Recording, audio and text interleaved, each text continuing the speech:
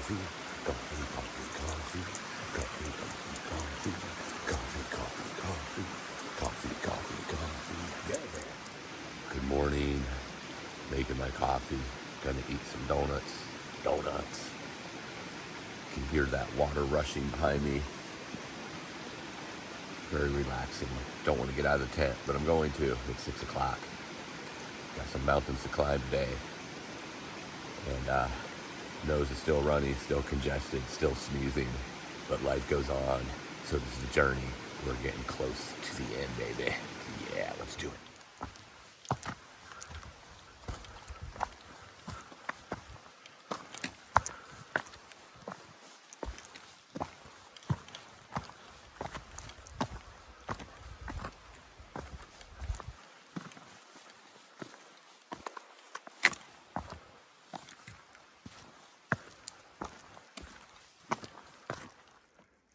Getting close to the summit of Lone Mountain. This is the trail. As you can see, it's quite normal. You're going up some rocks, but rocks on trail. No scrambling, just walk straight up. It's about 1,000 feet a mile, so it's steep, but nothing technical at all. Just keep walking. I've heard the next couple of mountains they're still steep and they're still tough climbs, but not near the scrambling and sketchy descents as some of the other ones. So I know after the Bigelows,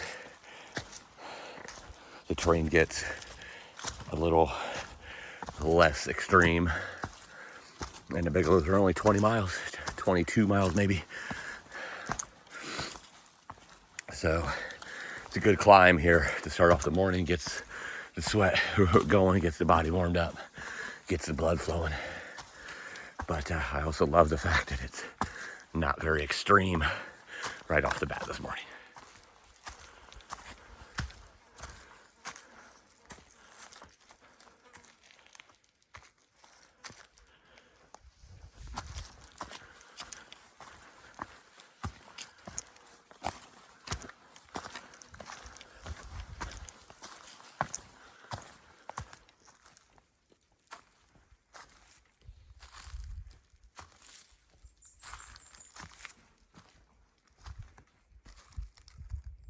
Standing on the summit of Lone Mountain. I am right now the lone person on the summit. 2 other hikers just continued on. No views, just the beautiful trees with a beautiful forest climb. Just the way I like it, first thing in the morning, nice and steep. Nothing technical, don't even have to think, just keep walking. But Lone Mountain is in the bag.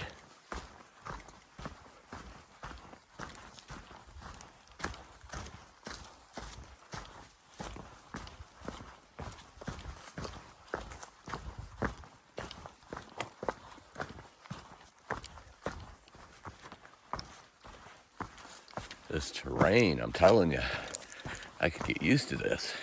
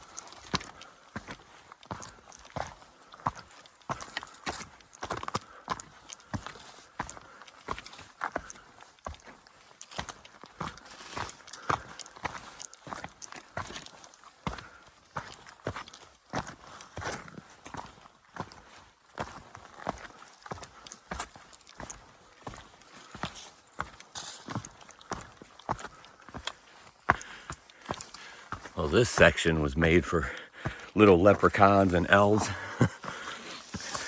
These trees are hanging so low and so far over, getting whacked in the face and on top of the head and everywhere else, every step I take. And you gotta climb up big rocks, boulders too. No scrambling yet, just walking up rocks, but geez, enough vegetation here.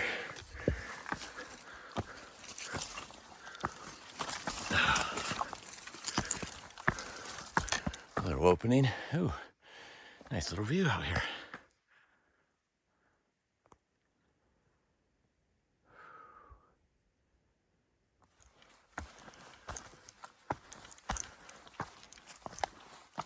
Had a pretty big climb here, climbing up the majority of Spalding. And I'm telling you, I'm liking what's happening with the trail. It's steep and it's rocks, but it's not scrambling, and it's just continual walking and, you know, raising your leg up to get over the rocks sometimes, but much easier on the knees and the rest of the body for sure than it has been. Still a grind, still work, still, you know, you're lifting your leg quite a bit more than just walking, so definitely uses a lot more energy than just climbing or walking, I should say, up a mountain. But it's beautiful. It's absolutely beautiful in this forest. A lot of black flies around me. It's weird, it's not black fly season, but they're out for sure. They're like, all this warm, sunny weather, it must be spring again. So like I said, I'm climbing Spalding right now. It's about a 600 or 700 foot climb from where I was. And then it intersects up here. Boy, that word sounded weird to me when I said it. Intersects up here in a little bit to go on a side trail to the summit. I will not be going to that side trail. What? Fortune not doing a side trail to a summit? Nope. In fact, there's 3 of them today. Already went past Mount Abraham. Then this is Spalding. And then there's Sugarloaf. All side trails. Not really long side trails, but side trails nonetheless. I would normally do all summit side trails, but I'm in Maine and I'm a couple hundred miles from the end. My prize right now is getting to the end. I will cross plenty of summits today on the trail. And while normally, son of a gun, got caught up in that tree. I'm telling you, man, these stupid blowdowns with these pegs hanging off them. I get caught up on those more than I like.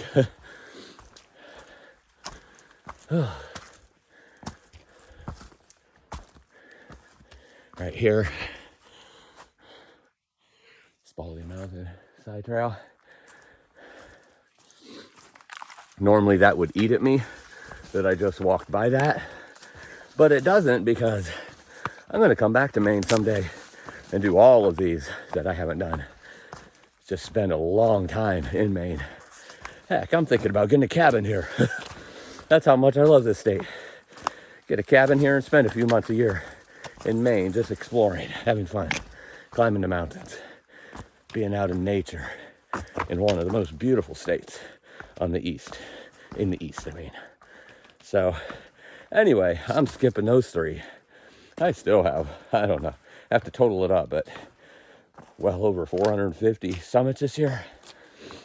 So missing 3 of them isn't going to hurt me, and it gets me to the prize. Right now, the prize is getting to the end and Mama K, and any mountains I have to cross along the way, but not taking any side trails to get to any more.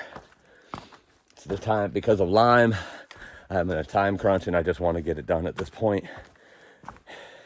I've already walked over 300 miles of side trail to summits this year, on top of the almost 2,000 that I've already done on the AT. So by the time this is over, I'll have 2,500 miles on this through hike, 2,200 of it being on the AT, the other 300 being side trails that I took off the AT to do summits and then come back to the same spot. So I didn't miss anything on the AT. That's pretty cool. That's exactly where I thought too. I thought I'd have about 300 miles of side trails with all the mountains I was wanting to do. I'm okay. Anyway, I'm loving the terrain right now, that's for sure. Got the Crockers coming up here today, and the Bigelows most likely tomorrow, unless I really feel frisky and decide to do the Bigelows today, which I doubt I will. That would make about a 26, 27 mile day, I think. Which, I don't know, I have a pretty good pace going right now. It's doable, but that would be about 8,000 or 9,000 feet of elevation, I think, too. I don't want to push too much. Like I said yesterday, I'm trying to get to a place at a certain time for a Nero and resupply on my way to Monson, which will be my last resupply, unless I get another drop in the 100-mile wilderness, which I'm pretty sure I won't. I'll be able to cruise through that quickly enough where I don't think I'll have to have another resupply, but you never know. And then that'll be it. That'll be on to Katahdin. I won't need a resupply for Katahdin. So I'm excited. I'm coming close to the end. And it doesn't bother me at all that I'm skipping 3 side trails to summits. Like I said, because I will be back. I love you, Maine. If you're listening, if you're watching my videos, Maine, I love you.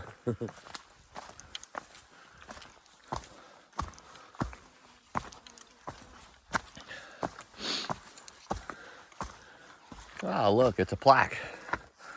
Let's see what the plaque says.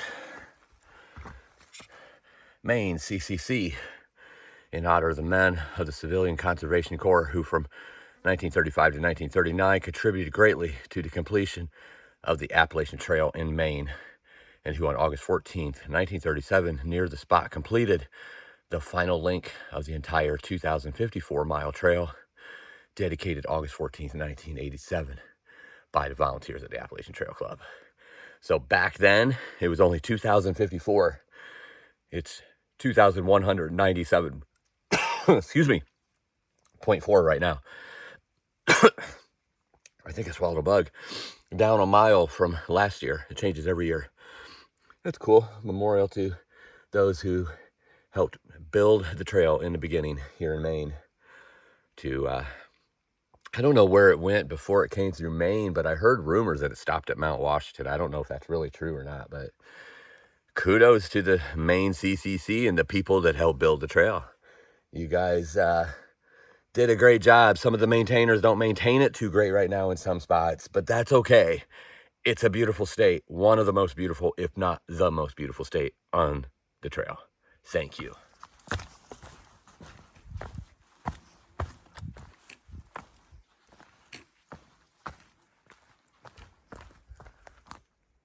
Beautiful views off the side of the trail.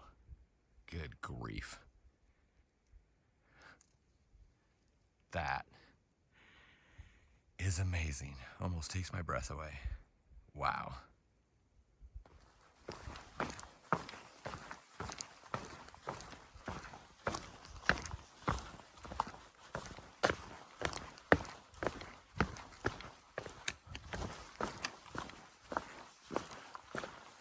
Usually the mud would be covering those half logs there. Shows it's pretty dry right now, which I'm loving. Haven't went through near the mud today as I normally do the last few days. And when there is mud, it's somewhat dry. So a lot of it you can walk right on top of without getting your feet too wet. I know that's not going to be the case from here on out, but I'll take it once in a while. Definitely helps catch up on some miles. See, like here, you have this stuff. You would normally have to be walking right here, but you don't have to. You walk right on the mud. Pretty cool. Just went around Sugarloaf. Coming up to a brook here soon. I'm going to stop there, get some water, and get some more food in me. And then the Crockers will be coming up next. Hey, buddy. You feeling a little tipsy? You need a ride home?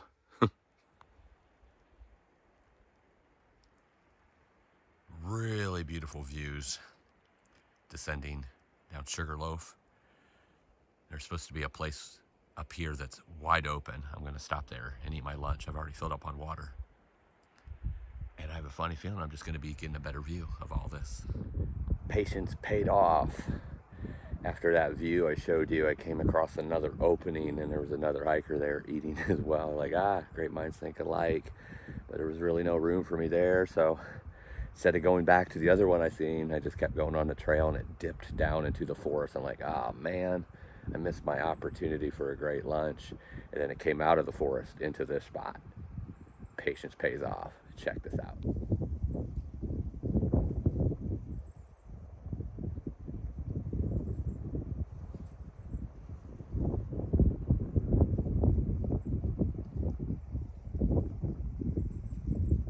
Oh yeah, right there on the edge of this cliff. I'm gonna sit right there and eat my lunch, staring at those views. Mm-hmm.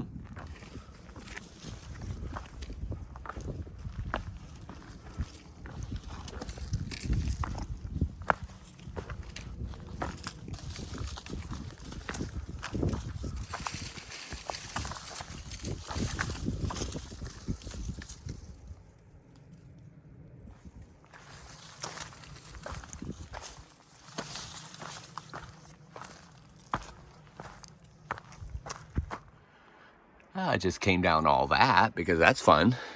And why wouldn't I want to do that?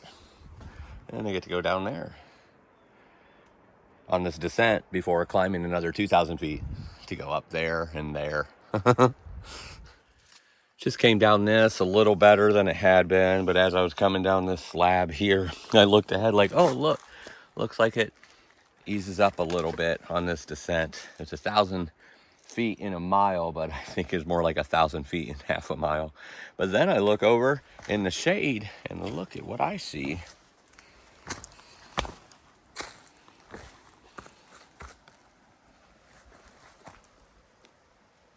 Oh yeah.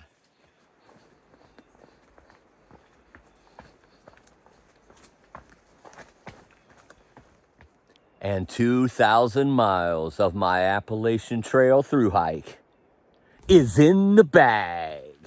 For those of you who's counting at home, that's 197.4 miles to go. Woo! Hey, Sugarloaf Mountain, guess what you've won? You've won the Dumbest Descent of the Day award. Congratulations. Oh yeah, and by the way, Sugarloaf Mountain, if you are watching this video and you're subscribed, please unsubscribe. Okay, it wasn't that bad, but it wasn't that good either. Took way too much time off my day.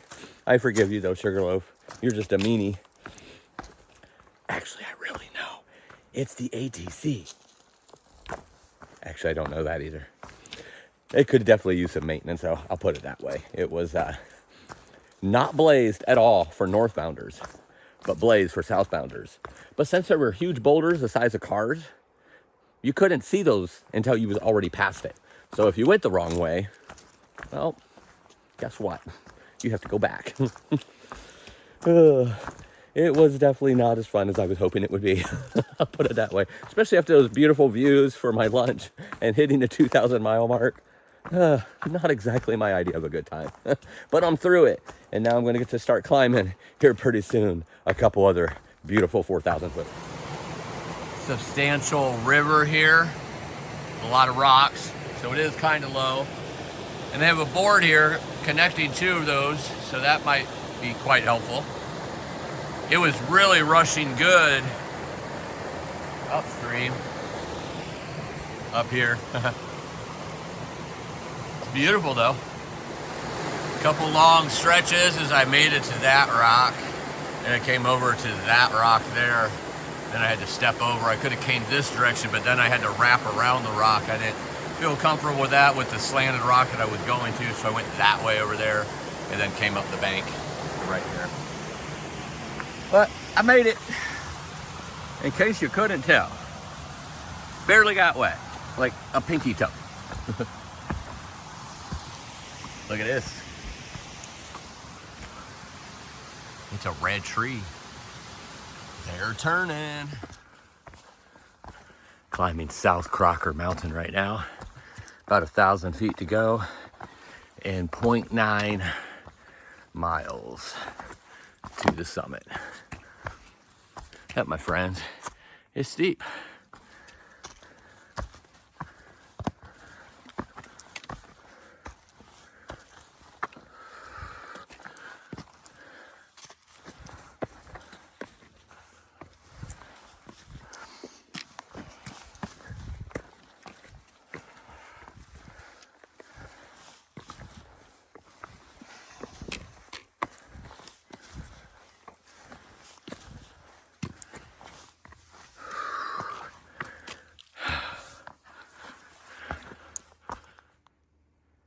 Nice little view on the way up.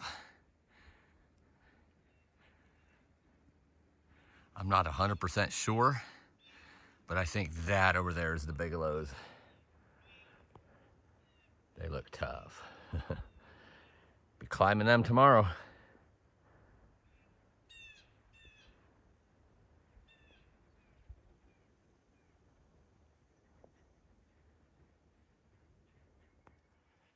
Been walking across a scree field here for about 1/10 of a mile, I guess. Goes down a little bit. I'll take that 1 foot of descent.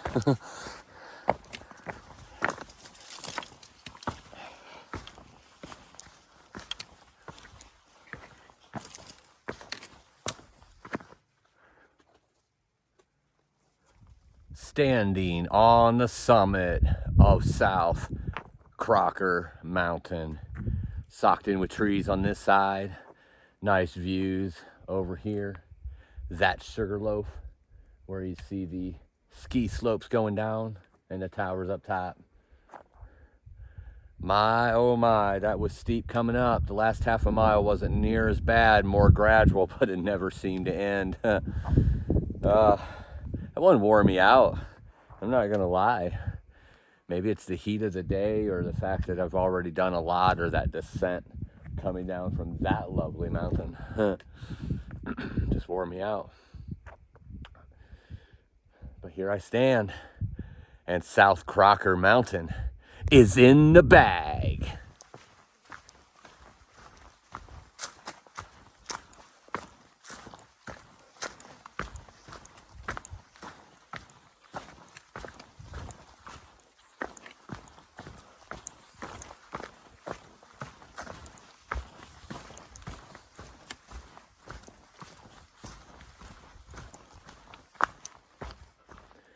Heading to North Crocker Mountain now, 345 feet down and then 550 feet up in just a mile. So the summit isn't that far away for North Crocker from South Crocker. Hopefully it'll be this kind of trail. Won't have too much steep descent or anything like that. Hopefully it'll just be walkable. That way I get a little reprieve before I start climbing again, because I am worn out. I don't know how many more miles I'm going to do, but at least 4 or 5 more. And this is it for the mountains for the day. Doesn't mean that I won't be climbing off and on, like rolling hills or whatever, but I will have a descent coming down from Crocker, and sometimes those can wear you out more than the ups. I love the ups, though. That's the thing. So even when I'm getting worn out on an up, I love it. Descents, if they're steep and treacherous, I don't love them at all. It's just the way it is. But right now, it's pretty decent trail. Hopefully it stays this way on the way to North Crocker. Hopefully I could get to camp at a decent time and rest up and get ready for the Bigelows tomorrow. Standing on the summit of North Crocker Mountain. Pretty steady going up, nothing bad at all. And I've heard the descent is one of the easiest in Maine. If that's the truth, I'm gonna be happy. Not too many views here, but I know a couple 1/10 of a mile down, there's supposed to be a really nice view to the north, to the Canadian boundary mountains. But the trees are beautiful, like always, up at the top. At 4,168 feet, North Crocker Mountain is in the bag. Here's the little opening I believe that's Flagstaff Lake down there. And I guess all those high mountains in the distance. And I don't know if you could see it way over there. There's the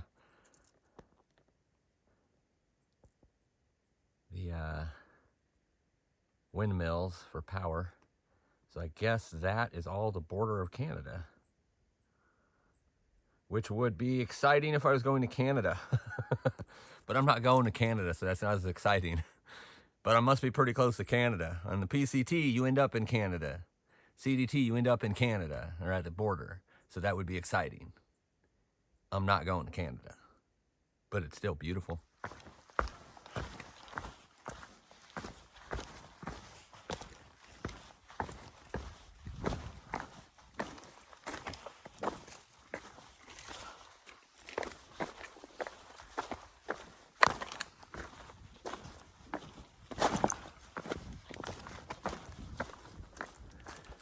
About 15 miles into the day, about 5,000 feet of elevation.